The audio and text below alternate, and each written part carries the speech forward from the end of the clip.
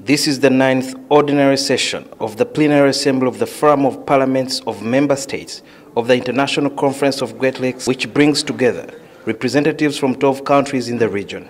The meeting is being held in Brazzaville, the capital of Congo Republic.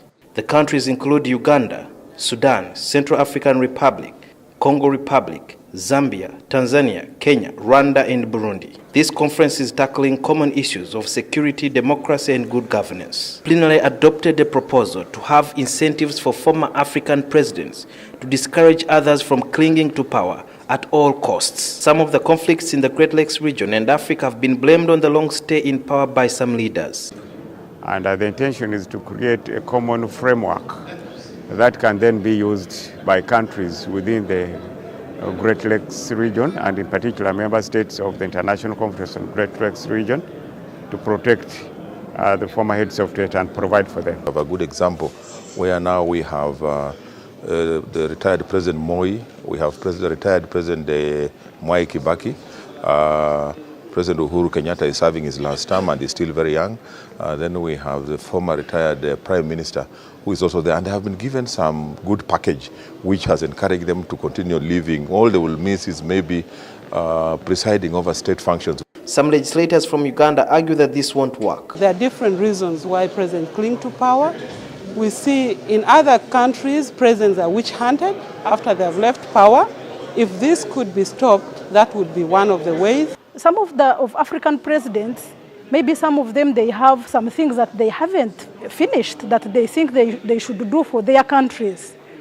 So whether this person, you say, for example, when you step down, I will not take you to ICC, of which some of them fear, might not be much of that motive. In East Africa, Kenya and Tanzania have seen many transitions from one president to the other in adherence to the constitution that limits presidential terms to only 2 terms of 5 years each. The longest-serving presidents include Cameroon's Paul Biya, who was recently controversially re-elected for a new 7-year term.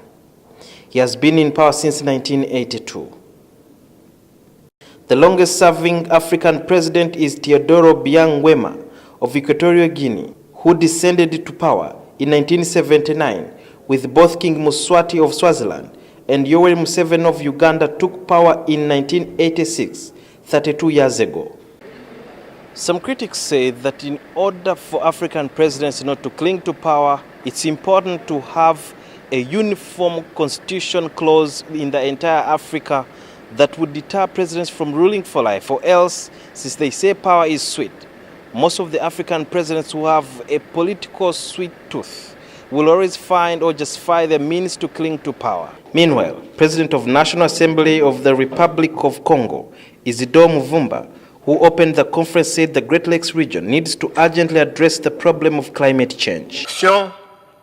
La lutte contre les dérèglements climatiques qui mettent en péril notre planète bleue pour ne plus faire l'autruche pendant que le danger avance inexorablement.